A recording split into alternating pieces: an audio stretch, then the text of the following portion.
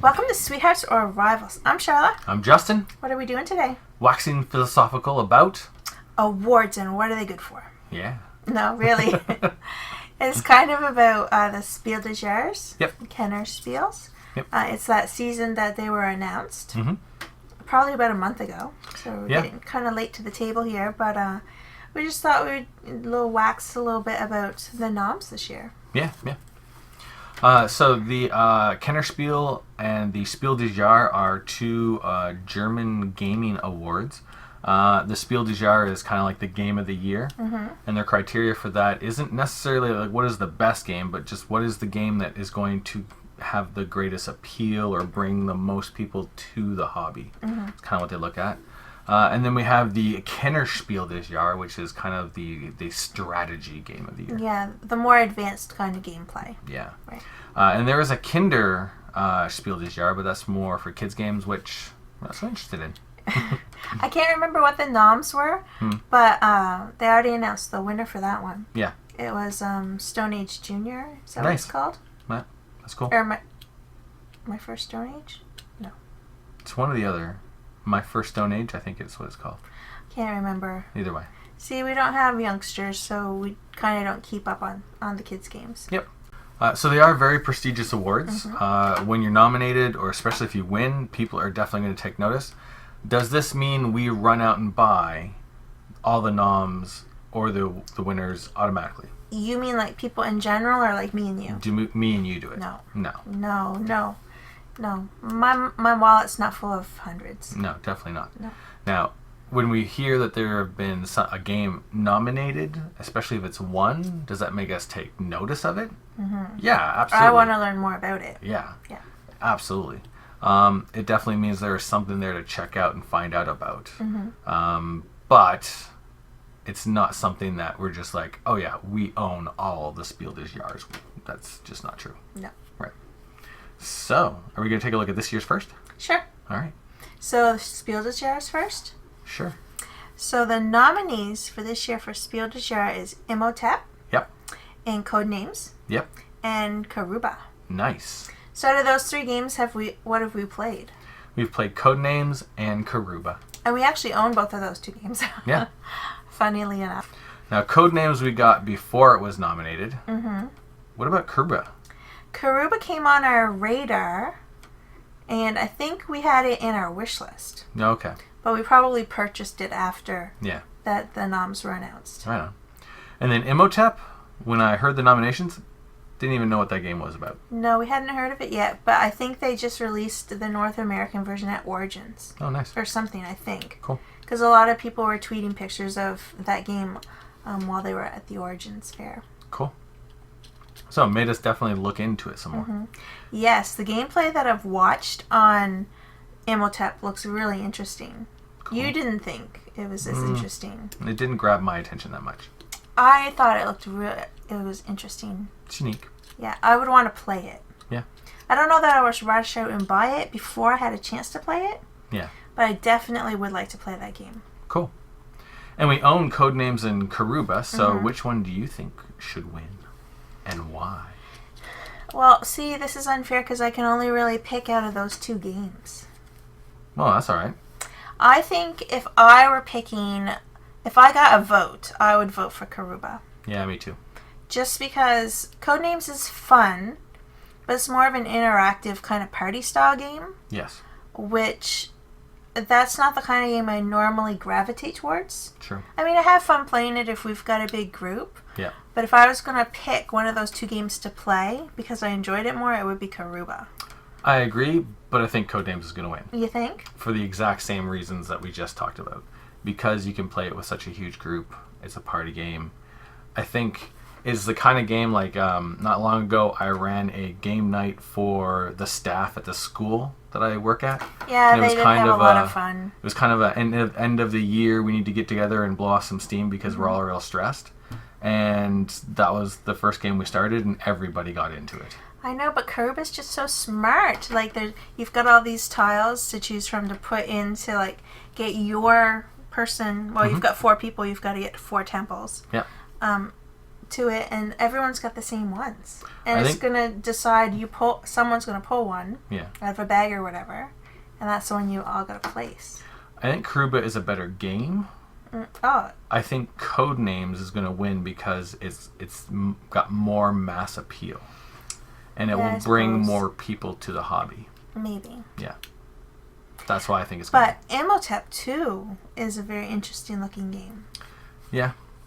I really can't say much about it. I looked at it and I wasn't that interested, but I'd like to play it. I was interested. Yeah. Yeah.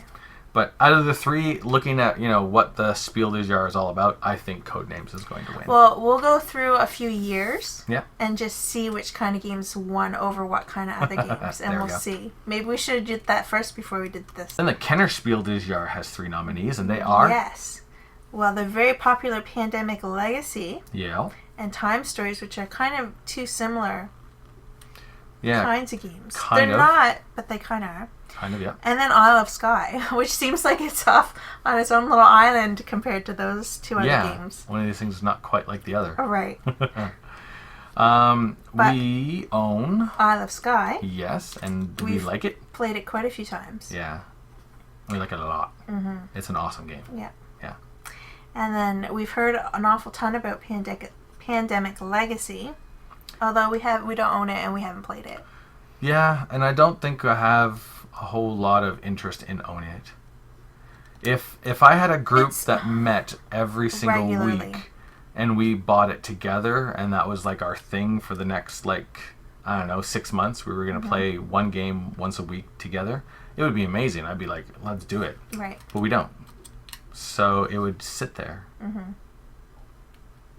Yeah. Well, you can play it 2-player, but I think the experience is better with more than 2 players. Yeah. So, yeah. Then there's Time Stories. Mm-hmm. Are we interested in that? I am actually very interested in wanting to try Time Stories. Yeah. I really want to try it. Yeah, me too. Definitely. And now there's so many different modules for it. Yeah. It's interesting because it's not a legacy game, but it kind of has the same feel because you play one game and then when you mess it up, you go back and you've learned something. Yeah. So I like that idea. It's like a persistent game. And then when you're done that mission, you can continue. And it becomes a running narrative of us as these time people. Yeah. Lords, cops, I don't know what it is. Trying to solve all these missions. And I think that, I know there's a lot of people that thought once you're done playing one module, that's it. You can never play that module again. But you know what? I'm so interested in the idea of how that would work that I don't care. Bring it to me. Well, and there's so many different ones. So you're going to play the first one or whichever one you buy first. You're going to go into the next, and then to the next, and then to the next. Yep. By the time you've played 4, if you want to play Time Stories again, you can just go back to the first one. Yep. So, you're not going to... My memory is not capable of remembering every little step that happened in, a game I played, 4 times ago. True. And I think even if we did get Time Stories, and even if we were remembering a lot of what a certain module was, the only way I'd really want to go back and play it again is if we were playing it with people who had never played it before. Right. And then we would help keep them all the rules on we track, wouldn't try to push the game too much. A lot of the decisions could be theirs. Yeah. Which would make it very entertaining. So I definitely think there's more replayability in Time Stories than what people think. I don't know, though. We are just speculating. Because we've never played it. Right. But we really, obviously, have thought a lot about it and really want to. Yeah. Yeah. So that's definitely a game we have to get one of these days soon. Yeah. And start playing, because that looks cool. And Isle of Skye is awesome. Yes. I enjoy that a lot. Yeah. Isle of Skye is one of those perfect little games that has just this really streamlined, tight little system that's easy to grasp. And then every time you play it, the system has a different configuration that you then have to figure out how to play to it. Right, because it's got those set up, or your endgame scoring things. Yeah. That get set up different each time. Yeah. So that's going to dictate how you play the game. Yeah. So it's... The replayability of that game is just, endless. Yeah. Yeah. I mean, you are playing the same game, but it doesn't feel samey just because of that. No. Yeah. The way you play it is going to be different because of those end game scoring. Which is kind of funny because Pandemic Legacy, you play it and then you're done and you can't really play it, apparently. Well, 24 times or whatever. Yeah. And then you get time stories that some people are like, once you're done one, you can't play it again. And then Isle of Skye, which is endlessly replayable. Yeah, you can play it forever. Which is kind of funny. So. What do we think is going to win? Yeah. It's hard. I think that one of the Pandemic Legacy or the Time Stories will win, and I'm pretty sure Pandemic Legacy will win just out of the sheer popularity. Maybe. I'm not sure. Because it seems that the people who play it are so fascinated by it, and everyone who plays it is just smitten with it. Yeah. I think that's probably going to be the winner. It's definitely a very unique experience. That whole persistent game is permanently changed. Almost cinematic. Yeah. In the experience. Yeah, which is cool.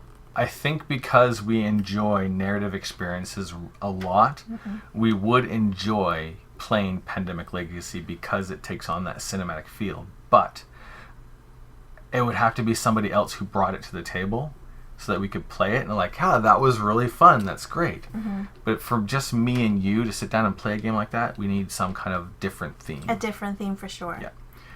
I don't like that theme at all. At all. It scares me. I don't want to play it. Yeah. So if there was a legacy game with some kind of different theme, some kind of different cinematic experience for us to get into, we're all in. But not diseases taking over the world. It's not something we're interested in. No, that's horrifying. Yeah. It's not something you should play a game about. Just the end. Well, people out there can play the game about pandemic. I know. People out there can play whatever theme they want to play, but I have to make the decisions that are right for me. There you go. Right. So, I have no idea which of these three is going to win for Kennerspiel. Because I know a little bit more about the Spiel des Jahres being about how, like, bringing new people into the hobby and that kind of stuff. But the Kennerspiel is just, like, all super strategy stuff. And I don't know enough about Pandemic Legacy and Time Stories and their strategy to understand if they have anything to win. Yeah. I do know Isle of Skye is endlessly replayable, and every time you play it, the strategies are going to have to change, which I think is a really big, like bonus for them. Yes. Yeah, that's definitely how it got nominated. But I don't know how the people are going to choose are thinking in terms of choosing these. I'd be excited if Isle of Skye won. Yeah, that'd be awesome. I think it would deserve to win. There might be people who are really upset about that. There might be, yeah. Considering Pandemic Legacy has like dethroned the #1 game of BGG, like that forever. Was there for years. Yeah. And that's how popular it is. I think there'd be people who would be upset if it didn't win, but that doesn't mean it should. Moving on. So yeah, we're gonna go back a few years. Yeah. And just briefly talk about the games that were nominated and who won each year, just in case there's people out there that this is the first time they're hearing about these awards and they might be kind of interested. Are we jumping like all the way back in time and then moving towards the future, or are we just going to slowly move back Let's go back through time. Back through time. On a slow journey. Okay. So I have the Kennerspiels on my side and you have the Spiel des Jahres on your side. Yeah. And we'll just go each year. All right. Okay. 2015. The Spiel des Jahres nominees were The Game, Machikoro, and Colt Express. So which games out of those have we played? We own and have played Colt Express. We own and have played Machikoro. We do not own and have never played The Game. Right. And I don't know much about the game at all, except for it's a card game of some sort. Yeah, it has a weird skull on the front. It's pretty popular. Yeah. That's all I know about it. That's all I know. It didn't really come on our radar other than that. We weren't interested in checking it out. Do you think Colt Express deserves to win over Machikoro? Absolutely. I kind of agree with you, I think. Yeah, I think Machikoro was nominated because it was so popular and a lot of people got into it very easily. But I'm not a huge fan of that in terms of it being a game. No, Colt Express is a superior game over Machikoro. Yeah. So I'm glad Colt Express won. All right, and you? And the Kennerspiel for 2015, the nominees were Elysium, Orléans, and Broom Service. Interesting. So, we know about Elysium and Orléans. Because we own and have played them both. In our collection. Yes. I don't know too much about Broom Service except for what the cover is. It's a purple box, And I think there might be a witch on the cover. Yeah, broom service. You're like a postal service, but for witches. That's interesting. And it's funny that this was on the list last year and we never really checked it too much out. No, not a lot. I remember watching a couple of reviews and not being all that interested in it. I'm actually very surprised about who won. Really? Yeah. I don't know much about broom service, so I can't say that. But out of Elysium and Orleans is my favorite. Yeah. In terms of like strategy and stuff like that, Orleans should have won. But you don't know enough about broom service to make that claim. I know enough about watching it and researching it on whether or not I'd be interested enough to get it, and knowing that I wasn't. Well, if I watched those same reviews with you, Yep. I'm not recalling anything about the game whatsoever. And yet we did watch them together. Really? Yeah. I didn't fall asleep? You might have. I don't know. I don't know. Okay. This is how little impact broom service had on our interest level. Well, I want to watch one more thing. Yeah. To revisit it. There you go. Out of curiosity. Yeah. Later on. Okay. But yeah, I'm surprised Orleans didn't win. Yeah. Orleans is an amazing game. I like it a lot. Yeah. Elysium's awesome. good too. Yeah, absolutely. But it more has to do with cards and set collection and getting an engine and stuff. Yep. Which Orleans has an engine kind of building thing. But I have way more fun with Orleans than I have with Elysium. Yes. Yeah. We should get a playthrough of that going this summer. Yeah, as soon as possible. Yeah. So what about 2014? 2014 Spiel des Jahres nominees were Concept, Splendor, and Camel Up. Now, we have played Splendor and Camel Up. Mm-hmm.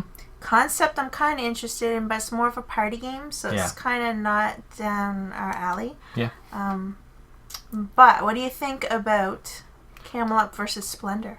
I like Splendor more, even though I've only played it once. Camel Up is an interesting kind of gambling game. Yeah, it's more random. Yeah. And Splendor's more about set collection and engine building. Yeah. Yeah. So that one, Splendor's a little more strategic. Yeah. Than Camel Up. Camel Up is not really super strategic because, of course, there's so much randomness. It's so much random. It's more about that gamble, the odds, playing the odds. Yes. Which I can understand. But you are strategically gambling on the odds. Yes. But you can't be like, I'm going to make sure orange is going to win this round. You can't bank on it, no. But I understand that because of the way that Camel Up is, it's random and it's more about that gambling. Yes. I can understand why it would win the Spiel des Jahres. Well, yeah, because there's way more cheering and excitement and laughs going on with Camel Up than there's with Splendor. Yeah. Even though Splendor was super, super popular. Yes. Yes. Yeah. I can understand why Camel Up would win. Mm-hmm. All right. So, the Kenner ones for 2014. Yep. The noms were Concordia, Rococo, and Istanbul. We own all three. We do. So this one we have legs to stand on for talking about these games. Yep. Now, the order in which we purchased them was Rococo, Istanbul, and Concordia. Concordia was just recently too. Yes, and I always was interested in Concordia because I actually think the box cover is not ugly. Sure. I think when I look at that, I'm like, she looks happy. I want to play that game. Okay. Everyone hates... Anyway, whatever. Let's not get on to the box cover wars. But that's fine. Yeah. So what would you say if you had to vote on those games? Which one would you have picked? That is so tricky. That is a hard... Yeah. That's a hard trio to pick from. Yeah. Istanbul, I feel, is a little bit lighter than the other two. Mm-hmm. Concordia is easy to play, but difficult to master. Mm-hmm. And the one that is got the most depth to it, the most strategy, I think, is Rococo. Mm-hmm. I would actually say I probably would have wanted Rococo to be the winner there. If I had to vote on those three, if it was me, I think I probably would have voted on Rococo too. Yeah. Only because I think I would have liked that game more because it's the type of game that you're collecting something to gather this to put it there. Yeah. It's the 1, 2, 3 step kind of thing. Istanbul's kind of like a good spatial puzzle because you're traveling your guys around to collect what you need to kind of gain your points that way. Yep. And then Concordia is interesting because you're trying to spread out Your like trade routes, empire of economic domination. To collect your things. Yeah. You're collecting things in all three of those games. They're kind of similar, actually. They are. I guess the reason for me that Rococo kind of rises to the top out of those three games is when I'm playing Rococo, I feel very much into the theme. Like I feel like I'm running a like fancy dress making shop, and there's a narrative that is created as I'm doing all this stuff. Istanbul and Concordia, I don't feel that. I'm having a lot of fun and I'm playing the game, but that's about it. Whereas Rococo just does an amazing job of like grabbing you by the theme. Yeah. I think it's when things work out for me in Rococo, I'm the most satisfied. Yeah. You know what I mean? Like, and that's probably why I would have chosen it. Yeah. Cool. Right. So, 2013. Right. The Spiel des Jahres nominees were Quicks, Rise of Augustus, and Hanabi. And the winner was? Hanabi. Quicks is getting a lot of Twitter photos lately. Really? Yes. I don't know a whole bunch about it. I only know what the box cover looks like, and a lot of people on Twitter love it. But other than that, it actually hasn't piqued my interest enough to learn a little bit more about it. I know nothing about it. I don't know too much more than what I just said. Although Hanabi and Augustus, we own both of those. Yep. So, do we think Hanabi wins over Augustus? It's interesting. Because the previous ones, Manchikora was nominated and is super popular and didn't win. Splendor was nominated, is super popular and didn't win. Hanabi is nominated, is super popular and won. Right. Augustus was also super popular, but it also had people that were like, well, it's just gamers bingo. Yeah. Like, that's how everyone described it. But really I find it has more depth than just gamers bingo. Oh, yeah. There's a lot going on in that game, way beyond the whole bingo aspect. Although I think I enjoy playing Hanabi more than Augustus. Really? I am the exact opposite. Hanabi is neat. Yeah. But if it's a cooperative game, that doesn't usually grab me that much. That's really probably the only cooperative game that I enjoy playing. I need there to be some kind of crazy, awesome theme, much like Dead of Winter, to grab my interest in a cooperative game. I don't see Dead of Winter as cooperative. It's cooperative. You're only cooperating because you all don't want to die a gruesome death. That's right. Cooperative. Okay. But it is a good game. I do enjoy Hanabi. At the end of every year when I'm teaching English, I have a unit, communications unit, and I always start off with Hanabi. Because they have to learn how to communicate without cheating, without doing that kind of stuff. And the kids are always like, this is the stupidest game I've ever, what are you talking about? And then they start playing it, and it fills a week of classes. They're so into it, which is cool. So I can understand why that would win. But Augustus is my favorite out of the three. It is. Yeah. So for 2013, the Kenners noms were Bruges, Palaces of Carrara, and Legends of Andor. Interesting. Now, I've watched a lot of stuff on Legends of Andor. But we've never played it. No. But Bruges and Palaces, we own both of those two games. Yes, we do. Yeah. Out of those two, which would I have liked to have win? Which one did win? Legends of Andor won. I wouldn't mind playing that. I would play it, but I don't really feel the need to own it. Those kind of games for me, even though I love a narrative, I don't know how much I like traveling over a countryside, just having an adventure. I'd rather just play D&D. True. But it's the mechanisms are unique enough that it would be interesting to play that. I would like to try it. Yeah, one time at least. Yeah. But out of the other two, we own Bruges, a Stefan Feld with cards that are have multi-use. Yeah, many multi-use cards. Yeah. And then Palaces of Carrara is much like Isle of Skye. It's a very, very simple, tight little streamlined system that is easy to understand. And then every time you play it, the end scoring conditions are so different. Then learning how to manipulate that system properly is like huge amounts of depth and replayability. So it's another one of those. So I wish it had won. Yeah, I would have picked Palaces of Carrara too. Yeah. And a Rondel. I mean, I'm kind of a sucker for a Rondel. Yep. But Bruges is excellent. Mm-hmm. I enjoy Bruges quite a bit. Yeah. I like the idea of cards that do multiple things, and there's a lot of choices there. That's really cool. Mm-hmm. But Palaces of Carrara is definitely like the best game out of those three, in my opinion. Yeah. So that was 2013. Yeah. We're back to 2012? 2012. 2012. Nominees were Las Vegas, Donkey Bridge, and Kingdom Builder. And which one won? Kingdom Builder. That's right. Kingdom Builder. So we have... Well, no, we don't own Las Vegas, but we have played it. Yes. We own Kingdom Builder. Yes, we do. Mm-hmm. Donkey Bridge?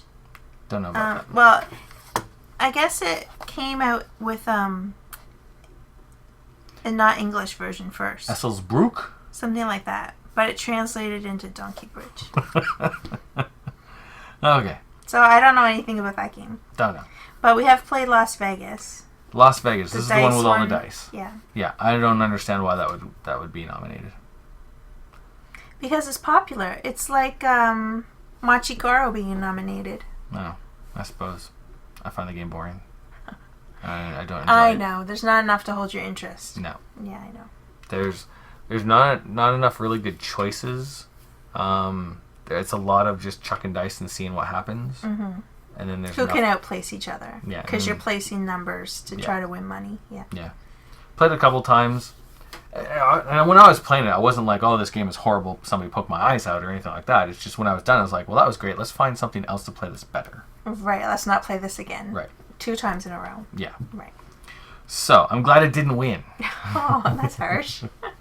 Because Kingdom Builder won, and Kingdom Builder is a cool game. It's a good game. Yeah. I actually enjoy that quite a bit, and I don't know why it gets as much hate as it does. I don't know. But I like it. Yeah. And we'll have to do a couple of playthroughs of this summer, too. Yes, because we have the big box with all the expansions. Mm-hmm. And I like Kingdom Builder because much like Palaces of Carrara and Isle of Skye, it is a simple, easy system to understand that is going to be different every time you play. And so you're going to have to learn how to play it in a different way every single time. And I think that's brilliant. Mm-hmm. So I'm glad it won, and I'm surprised, there are people that like give it hate, and I don't get that. Yeah. Yeah. Anyway. So let's see. Kenners for 2012. Yes! The noms. Why are you so excited? Because of the nominations. The nominations are K2, Yep. Targi, Yeah. and Village. Yes! So, what games have we played out of those 3? We own and have played Targi and The Village. Right. And K2 is the one about climbing a mountain. Yep. Which is not a theme that engages our minds at all. So No. we've never explored or researched that game before. Anything we've watched on it, people say it's a really good game, Mm-hmm. but because it doesn't grab our interest, we haven't really delved into the mechanics at all. Right. Yeah. And that's just a personal thing. Yeah. And Village won that year. That's right, Mm-hmm. because it is the best game I ever know. created. Yeah. I understand that you're very happy about that. The Village is my favorite game of all time. So the only 2 I can talk about are Village and Targi. Yep. I like both of those games quite a bit, actually. Yes. If I had to pick out a Village and Targi, Mm-hmm. that would be a real hard choice for me. I wouldn't know when I'd have to be voting that year. It's true. Targi does have a lot of very agonizing decisions in what seems like a very simple game. Playing Targi makes me very happy. Yeah. Yeah. But playing The Village, I get to create all those stories about how my people died. Yeah. And that's not even really an official part of the game, but that makes me very happy too. I just this weekend had my end of year board game club party with a bunch of kids. Mm-hmm. And we played from 4 in the afternoon till 8 o'clock at night. And I sat down with 3 kids and taught them The Village. These are kids in grade 7. And it took them about a round and a half to start picking up on the subtleties of the game, because there's a lot of things, interactive parts. And I told them the reason I love this game is because of the stories that are coming about, and they started making stories. Mm-hmm. They would stop. Wait! One of my guys just died. What just happened to him? Let's think about this. Yeah. And they would pause the game to create a story on why that priest was up on the church and slipped on some pigeon poop and died. Oh dear, that's so awful. It was awesome. Yeah. Yeah. So I love that. Just the amount of strategy and the very unique mechanisms, like that whole time death track is so unique. Mm-hmm. And the fact that you're action selecting with cubes to get them as resources, but then that action can let you put people up kind of worker placement style. Kind of. But not really. Like, just It's so unique. so unique. Yeah. Yeah. And they're both great games. Yeah. But I think Village is more advanced than Targi. And I think that's probably why it won. Yeah. Yeah. And it is such a unique game. I mean, Targi is also very unique. Yes. Yeah, I've never played a game very much like Targi either. No. Yeah. I really like Targi as well. Targi's still one of my favorite two-player games. Yeah. And they're coming out with an expansion. Yes! So exciting. Can't wait for that. But we don't know. Hopefully someo's going to bring it over to North America so that we can have a chance to get a copy. Yeah. Make it happen, people. Let's go. Yeah. Write your letters. So. Awesome. That was a good year. 2011. 2011, the Spiel des Jahres was Forbidden Island, Asara, and Quirkle. And do we own all three of these games? We do. We do. Have we played all three of them? No. Not yet. We've had Asara forever, and we haven't managed to get it to the table. I managed to grab that on like a super good sale on Amazon. Got it super cheap. I wanted it so bad. Yeah. I wanted it because I saw Joel Eddy talk about it on one of his videos. Yep. It looks super cool, and it looks right up my alley. Yeah. But for whatever reason, we haven't played it yet. This summer. The winner that year was Quirkle, which is interesting. Yeah. Forbidden Island, I think out of the Matt Leacock cooperative games that we know about and have played, Forbidden Island is my favorite. And that's why we have it. Yes. Yeah. And we had the Forbidden Desert one. Yeah. But I don't know why. I find the Forbidden Island theme. I like the theme better. Yep. And even the gameplay, I was okay with that. Forbidden Desert's a little more complicated. And a little more gamery. But as a gamer, I liked Forbidden Island better. Me too. So that's why we traded it away and got Forbidden Island instead. Yeah. And I think it's because Forbidden Island, because it gets it's almost like more streamlined. Like you're just getting right to the heart of the game, and you can play it and then be done, and that was good. And it's a great gateway game too. Yeah. Great gateway game. So I think that's another reason we have kept it in our collection over Forbidden Desert. Just because if we were having new people over that hadn't really gamed that much to start with, I would rather pull Forbidden Island out than Forbidden Desert. And Forbidden Desert, because there's more layers of stuff added, I find it drags on. For the amount of game that I want out of this kind of game, Forbidden Island is the level I want. It's quick, you're done, and that was fun, and now we're moving on. Yeah, I used to get way too frustrated with Forbidden Desert. Yeah. Yeah. We own Quirkle as well. I'm actually surprised that Quirkle won over Forbidden Island. But maybe it's because people thought it was too much like Pandemic. I don't know, maybe. Because there are some similarities. There's a lot of differences, but there are still similarities. Right, yeah. Whereas Quirkle is this neat little kind of party game, family game. That makes sense. It's true. Quirkle is good for all ages. Yeah. Like, you can play that with little kids, or you could probably play it with your grandparents, too. Yeah. And, it would be just as easy to teach to both age groups. Yeah, mass appeal. Right. Yeah. So that makes sense. Good enough. Awesome. The Kenner Spiel. For 2011. Yep. Lancaster. Okay. Strasbourg. Okay. And Seven Wonders. Nice. So out of those three games, we really only know quite a bit about Seven Wonders. This is true. And that's the one that won that year. Right on. Seven Wonders is awesome. I enjoy it. It's a good game. Yep. Yeah. That's all we had to say. We have talked about Seven Wonders a lot lately because we've been doing Seven Wonders Duel. This is true. We had just done a video for that not too long ago. So. Yes.